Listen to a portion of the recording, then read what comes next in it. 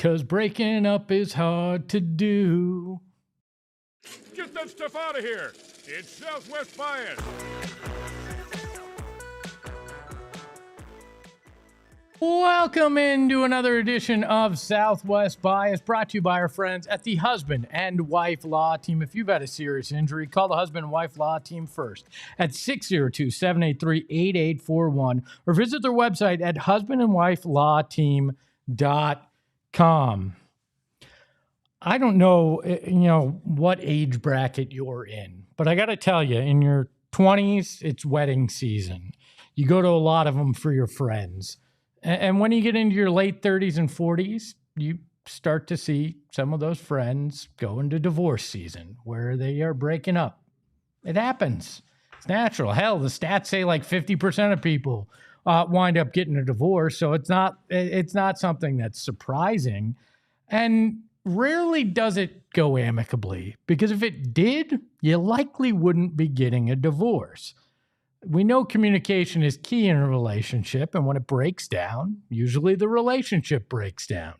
Usually it leads you to that divorce, and sometimes it gets messy. Enter the Arizona Cardinals.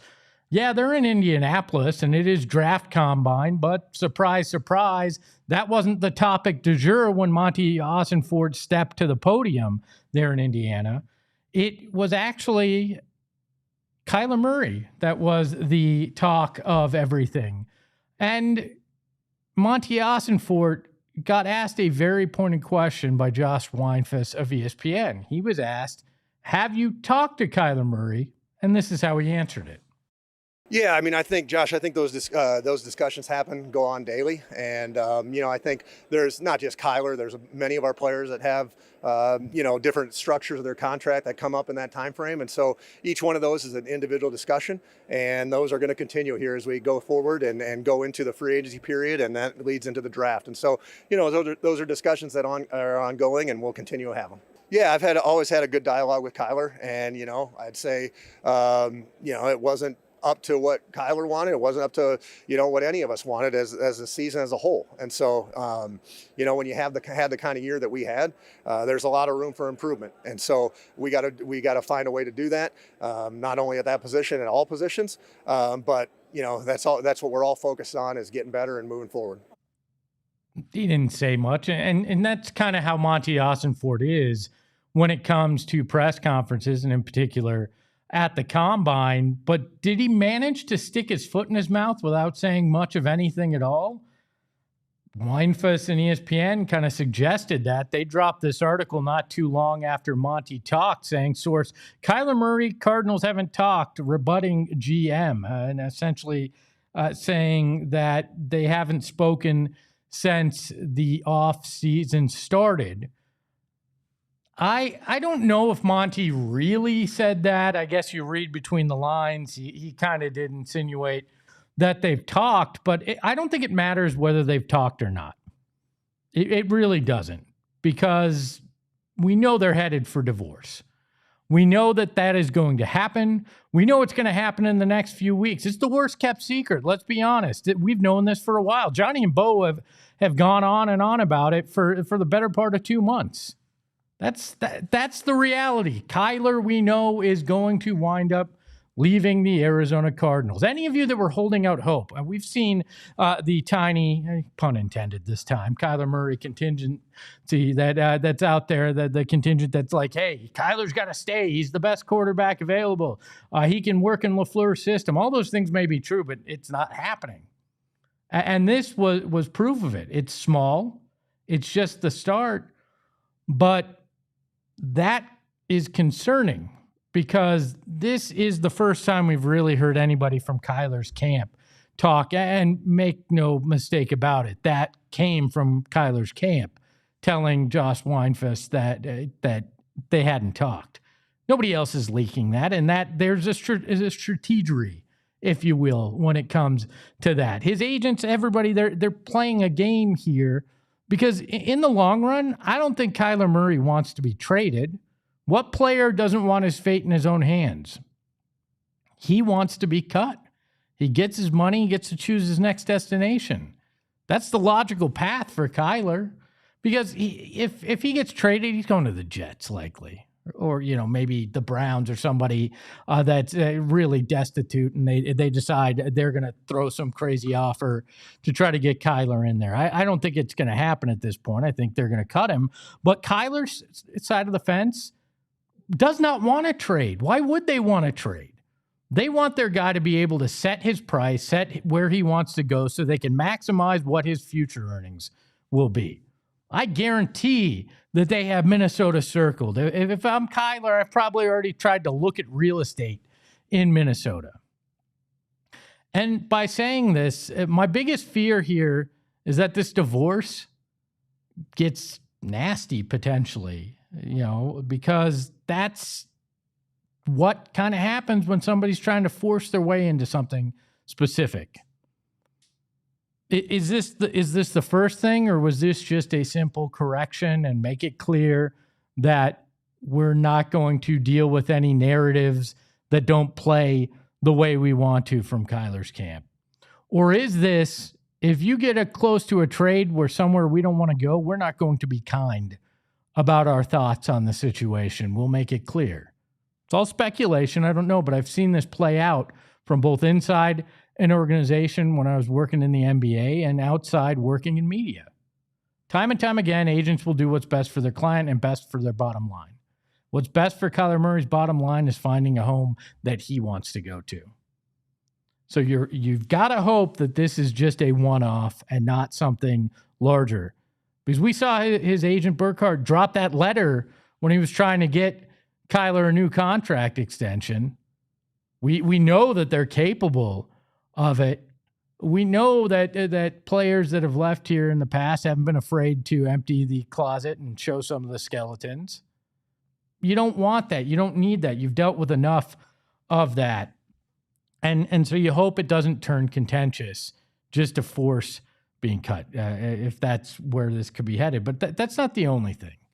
Because Monti Ossenfort got asked about, has he put any thought into Malik Willis? And he gave the carbon copy press conference speak that all options are open. We've got Kyler, we've got Jacoby under contract, we've got Slovis under contract, which, hey, good on him for remembering all the guys in his quarterback room. But if we're talking about Slovis in this conversation, we've taken a far left turn that may be more problematic than anybody thinks. But he gave a non-answer. And then go to new Dolphins GM John Eric Sullivan, which, side note, don't ever trust anybody with two first names. Don't, especially the hyphenated first name, John Eric. If he's calling me trying to make deals, I automatically am suspicious when it comes to a guy with two first names. But he steps to the mic and he says this about Malik Willis and their interest, quote, any team in a quarterback needy situation that tells you they're not talking about Malik Willis, that would be a lie. So twice in one day, Monti Ossenfort takes strays, one purposefully, one inadvertently, but two people essentially say he's a liar. Not fair to him. We all know how GMs speak, and John Eric over there, two first names in Miami, he's new to the job, so maybe the whole song and dance with media and saying nothing while saying nothing hasn't really set in for him. But Monty took another stray twice in one day. He took a stray for supposedly lying during that press conference, but not the only bald man that had it rough yesterday. There was another press conference involving a bald man. Yeah, that's right. Mr. Clean announced his retirement after 68 years on the job. Hold on, Kevin, this doesn't look quite right. Can we fix it? There we go. Now he has that Monty look to him. Mr. Clean and Monti Ossenfort, two bald men who had rough press conferences yesterday. But guess what? Monti Ossenfort may wind up having a inadvertent, unscheduled retirement like Mr. Clean there if he does not stick this offseason. And I don't feel great about the fact that Kyler's camp is starting to dip their toes in this water. That they're going to play coy about their interest in Malik Willis. There's no negotiation advantage by doing that. Just give us a little honesty. That's what Jonathan Gannon got run out of town for by the fans, was a lack of honesty. Just be upfront. Yeah, we'll consider Malik Willis. We'll consider any quarterback that's available this offseason as we continue to look at what we can do at the position. It's not that difficult. You're not fooling anybody that Kyler might actually be your starting quarterback this year to try to get more leverage when it comes to trades. I don't care if Monti Ossenfort and Kyler Murray haven't talked. I'm pretty sure he's talked with Kyler's representatives, or will, when there's some kind of decision to be made. But everybody knows the hand that they're playing. Nobody is going to be shocked by what happens. Kyler Murray, his camp, Monti Ossenfort, everybody knows where we're headed. But the only reason to kind of say that out there is to show that you're willing to make the divorce nasty if necessary. And that's the last thing the Arizona Cardinals need. But maybe that's just my Southwest bias. We welcome in the dreads behind the desk. Kevo. Have you ever gone months without talking to your GM? No. You haven't gone hours without talking to me.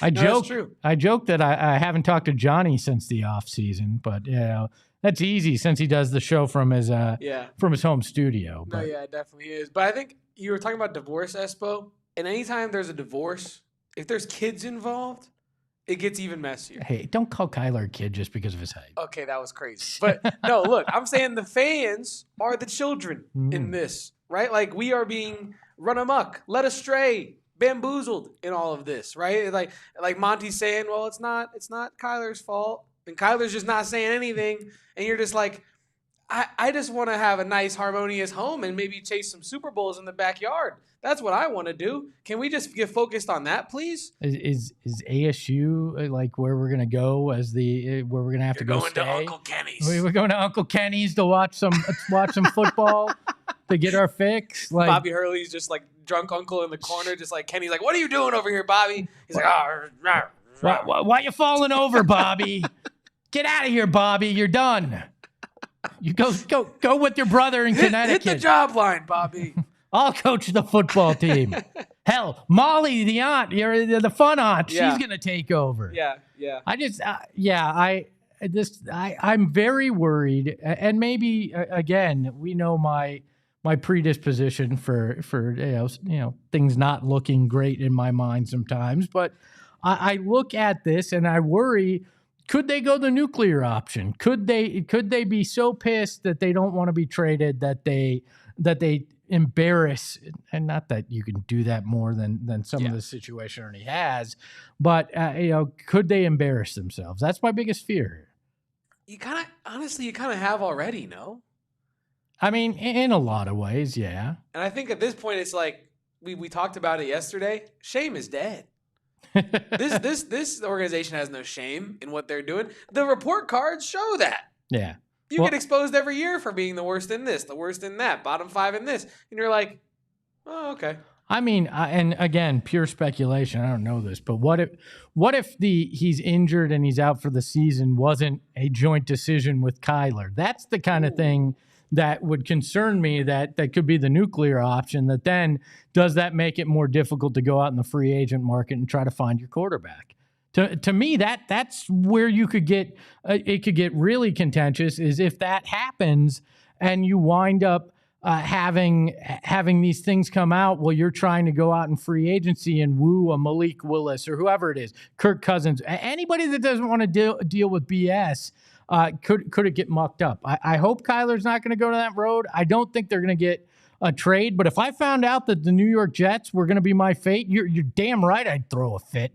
I would throw a fit to if somebody told me, Espo, we are trading you to the New York Jets digital department, I'd say I am going to become an influencer. I'm going to go work for an insurance company. I'm going to go do anything. Like nobody goes and accepts a deal to the New York Jets quietly if it's not willingly to get overpaid.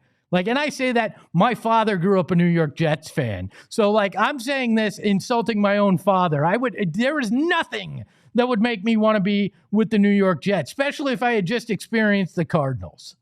Yeah, no, honestly, Espo, when you bring up the injury situation, right? I'm brought back for whatever reason to Isaiah Thomas on the Celtics when he had that hip injury and then he went on that iconic not title, I wish it was the title, but like a playoff run that he went on, right? And then he comes out later and says like I kind of like was pushed to play through this and it made it worse, and then he's out of the league because of injury and he gets traded to Cleveland and his career is never the same and he didn't get the whole thing. And I think it came out that like some free agents like look at Boston a little bit differently. I mean, for a lot of reasons, but they look at Boston a little bit differently because of that, right? Like, oh, if I kind of banged up, if I play through it, are they really going to take care of me for going through that risk? And I think if Kyler does go nuclear, I don't know if it's the biggest deal for Cardinals free agency. I think they have bigger fish to fry in terms of issues in that realm as to why people might not want to play there. But it wouldn't be good for sure. Have you ever played Mortal Kombat? A little bit. You know the finish him move? Finish him. I feel like that might be what would be the finish him move for the Cardinals, as if now you've got this quarterback coming out and airing your dirty laundry as you're trying to find another quarterback. I mean, at that point, you are now owning real estate right next to the Jets and the Browns. If that starts to happen, it's like, hey, no longer are we in the same neighborhood. We're next door neighbors at that point with the Jets for sure. Fatality. Yes, indeed. And you don't want Kyler Murray to deliver that. I mean, we know. Ironically, this is a Kyler Murray like samurai shirt. Well, we know he loves Bruce Lee. Yeah, I mean, I'm sure he wouldn't be opposed to giving the roundhouse kick if he needs to on the way out. Time to say hello to all the bias in the chat, including hello, ironically enough, Shaft, Connor, Brian, Books Journey, Jacob, everybody in the chat. Glad to have you here. Hello says Espo would be that meme that says, quote, I'm going to make the most toxic environment. Yeah, I probably would if that's the case. And you got to wonder if Kyler would go that way. Jacob says, can you imagine the revolt of this fan base if Ossenfort drafts Reese? I agree. I could see a complete and utter revolt if that is the case for this team. I think there's a lot of things that could get dangerous with it. And Libertarian Sasquatch, our buddy, good to see you, Libertarian, saying, Bo, did Johnny finish his steak last night? I'm not Bo, but I can tell you Johnny did finish his steak according to our members-only Discord. I don't believe it. I believe he took a picture of Bo's plate and tried to pass it off as his own. I asked for clarification from both Noah and Bo and Shane. I've yet to hear it. But the man himself, Johnny, will be coming up after halftime, so we can ask him. And Jacob says, JV was cranky yesterday. I wonder if he had his steak or not. I think he's cranky because he had his steak, because he wanted seafood. He wanted to back out. He did not want to be that guy. Dude, flying to the Midwest to eat seafood, insane behavior. It is the most Johnny move ever, though. I'm pretty sure he probably had steak in San Francisco and went, Indianapolis, landlocked for the most part. Give me seafood. I was producing that episode of Cardinals when he was like, maybe I kind of want seafood with going out there to Indianapolis. And I was thinking like, dude, this is the most Johnny venerable take of all time. I mean, it is pretty weak there. We'll find out more when it comes to the Cardinals and everything going on with the draft, with the combine, free agency coming up. I'm sure there will be more on the Kyler Murray quarterback saga as we look at, we're a week away from probably a decision being made on that front. Now, Monti Ossenfort won't talk again in front of the media, so we won't get that. And it was a big nothing burger. The rest of that press conference, you got platitudes. We did hear, we love Michael Wilson. He's what we want, in a wide receiver. He talked glowingly about Marvin Harrison Jr., which is good to hear because there was the report today that the Browns have checked in on if Marvin Harrison Jr. is available. Just say no. just don't trade a young guy that has not had an offensive coordinator that knows how to throw the ball, has not had a quarterback that could put him in the best positions. If you trade Marvin Harrison Jr. right now, that is insane. It's selling a stock at its lowest and going, you know what? I made a good investment, or selling that house at a $200,000 loss right before that market ticks up. Like don't even consider that. And I think what Monty had to say about MHJ yesterday at the combine should put that to rest, even with the things that they're talking about, the rumors out there. So I feel all right what's come out of combine so far, but we'll continue to see. Connor says, I hope Mike LaFleur can change MHJ's talent on being an elite player. I think he can. I think he can untap that, but it comes down to the almighty quarterback position. If you are in here, hit that like button. I want to get up to 40 likes before the end of the program. All the bias in there, hit that. Hit the join button if you have not already become a Supporters Club member today. For the cost of, well, I don't know what you can get for $5 anymore, but for $5 for the entire month, you can become a member of the Supporters Club. You get a free super chat. So if you're inclined to give super chats anyways, you're going to get a free one with that. Plus you unlock exclusive emojis, exclusive content, and so much more. And you're just going to love it. I'm going to tell you that much. On the other side of halftime, we are going to welcome in JV, Johnny Venerable, to talk about what he's seeing in Indianapolis and what he heard that caught his attention during the press conferences yesterday. The husband and wife law team. I joke about a lot of things on this program. I know it's kind of my shtick, but I do not joke about serious injury cases. When it happens, it is nothing. There is not a laughing matter about it. I've been in one. I didn't do my research when I was looking for a lawyer. Went with the first person somebody suggested, and I paid for it in a big way, not just financially, but emotionally as well. If I had done my research, it would have led me to Mark and Alexis Breyer, the husband and wife law team. They are ready to take your case to trial if necessary, and they are certified when it comes to wrongful death and serious injury cases. They're part of 1% of the Arizona State Bar that has been certified in that. So if you've had a serious injury, call the husband and wife law team first at 602-783-8841 or visit their website in the link in our show notes and tell them PHNX sent you. And Gila River Resorts and Casinos. You know them, you love them. You also know and love Vegas, but the travel to get there, well, let's be honest, it sucks. Nobody really wants to get a 5-hour drive, a 45-minute flight dealing with security. No, you want to have that right here, right now. And Gila River Resorts and Casinos is bringing it to you with their Vegas residency. Vegas is coming to you at their 4 Valley locations, and you're going to get exclusive concerts, DJ sets, showgirls, chef-driven dining, pop-up bars, and surprise cameos. Some of these have been really cool. You want to go out there for it. Plus, you're going to get all sorts of shows that come from Vegas, like Chippendales. If that's your thing, they're out there coming up. You got Robin Thicke this weekend. Why wouldn't you want to go check it out? Plus, the fabulous Corvette giveaway. They're giving away 4 Corvettes at their 4 locations. So you bring they're going to bring Vegas. Only at Gila River Resorts and Casinos. Visit playatgila.com for the full calendar of events.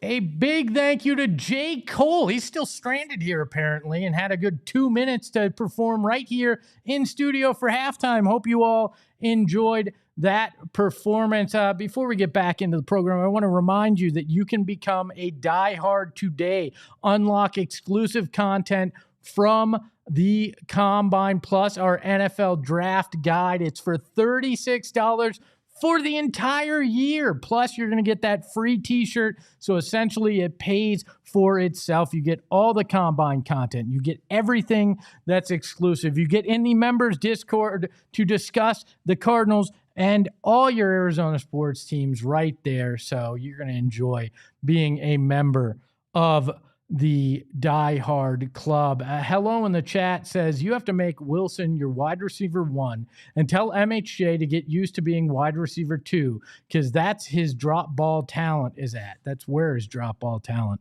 is at. I don't know. Why is it a big deal who's 1 and who's 2 in an offense? When you have a good offensive strategy, you've got a quarterback that can throw the pill, you're going to get your targets. You're going to be able to do that. Plus, the better the offense, the easier looks you're going to get. Trey McBride, Michael Wilson, Marvin Harrison Jr. Those should be your 3 guys catching balls. I mean, you can go find a 4th guy and do with that as well in the offseason. You got enough money to expand that. But why does it matter if he's wide receiver 1 or 2? He's going to make his money if he starts catching balls from a better quarterback and a better offensive system. Do we forget the kind of situations that Petzing was putting him in?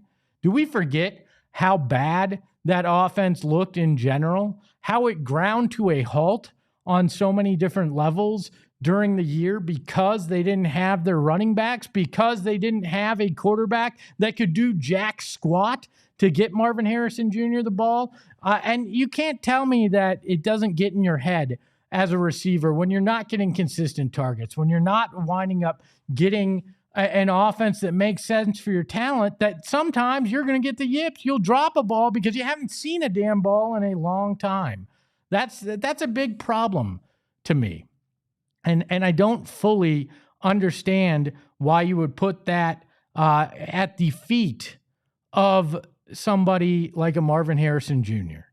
If he gets a quarterback and he gets in Mike LaFleur's offense and we see the kind of issues that we saw last year, then I think you question Marvin Harrison Jr. You question his talent. You question his drive maybe. But everything we've heard, he's been in the facility, working out, trying to get better. He was one of the first people that talked to Mike LaFleur. Mike LaFleur talked about that. When he came in for his first interview, it was Trey McBride, Michael Wilson, and MHJ sitting there, and they talked. And he said that was a good sign. Like, why do we want to put that at his feet? I think that Marvin Harrison Jr. is still the talent that they saw. The kid is extremely humble and has an approach that you can like. It's hard not to root for Marvin Harrison Jr. Connor says, I didn't forget it. It's because they were so heavy on the run game. They totally forgot about how to use our skill players in passing situations. And then Jacob said Marv ran 3 different routes a game. Yeah, the offensive system was completely flawed. That's not the wide receiver's fault. Drew Petzing, Kyler Murray, Jacoby Brissett, they did not put him in a position to succeed. Still had an okay year even with the injuries. But if you want a guy to be a breakout star, a wide receiver that's going to put up numbers that we've come to expect from wide receivers in the Valley after watching Anquan and Larry, and you go back to the Frank Sanders and Ron Moore or Rob Moore days, then you're going to need to give him a little bit more. You're going to need to have an offense that is predicated on passing the ball. He can't throw the ball to himself. And those drops, I think, will eventually go away, will be minimized because he's in the rhythm of an offense. He knows what to expect. He's put in an area of success to get open because the other guys in said offense are drawing the attention of the defense. Jacob says you can't go from being a generational wide receiver prospect to a nobody that's a coaching problem. How is he a nobody that's a coaching problem? I don't think he is. I think the coach was the problem, not the player. I think that's what Jacob's saying. Is he? Okay. Yeah, Jacob's saying, how do you go from being this incredible, immense talent to all of a sudden just a nobody? That's a coaching issue. Okay. Commas are important. Yes. Okay, yes, I agree. That is a coaching problem. Thank you, Kevo, for keeping me honest here. And Shaft says MHJ will be fine. Petzing ruined several players, and now he's gone. Those players will be much better in the offensive scheme. I agree. And then Hello, to wrap this up, says, watch the Suns get killed by the Lakers tomorrow, or watch new episodes of The Pit and Love is Blind and have the game on the side. Love is blind when you watch this Suns team, because that is the only way right now that you can truly love this squad, is by not having your eyes open to it. The offense is really bad right now. And hopefully when Devin Booker gets back, that will be rectified. I was just informed that Johnny Venerable is in the kitchen cooking, not literally, but has in a big interview that they're recording for PHNX Cardinals. So we won't have him on today's program. Sorry for those of you that were only here for the beautiful hair of Johnny Venerable and the report on whether or not he finished his steak. We'll get him on tomorrow or Friday to talk about everything from the combine. Appreciate all the bias in the chat. Hit that like button. One more comment here, Eddie. Petsing didn't make MHJ play scared out there on the field or drop passes directly to him. I think coaches can have a large impact on that, and coaches can impact a player's grit and their confidence. That is a big thing that can happen. T.O. says J.O. cooking his dino nuggets right now. He got the air fryer out there on Radio Row. I got to keep him from being angry. Don't want him to be pissy for the PHNX Cardinals show today at 4:30. And then Cameron says, then get your ass open for passes. Again, you don't think a wide receiver is trying to do that? The scheme has part of it to get somebody to actually get open. It's not drawing the play in the sand and letting the wide receiver go do whatever he wants out there to get open. Deborah says, hi. Good to see you, Deborah. Watch the rewatch. Thank you to all the bias in the chat. Hit that like button. Hit that join button if you haven't always. A big thank you to Kevo, the dreads behind the desk. You can follow him at Kevo Posts. Appreciate each and every one of you. You can follow us at PHNX_sports. You can follow me at Espo. And yeah, let's hope this divorce doesn't get messy. None of us want that. Ahoy, hoy!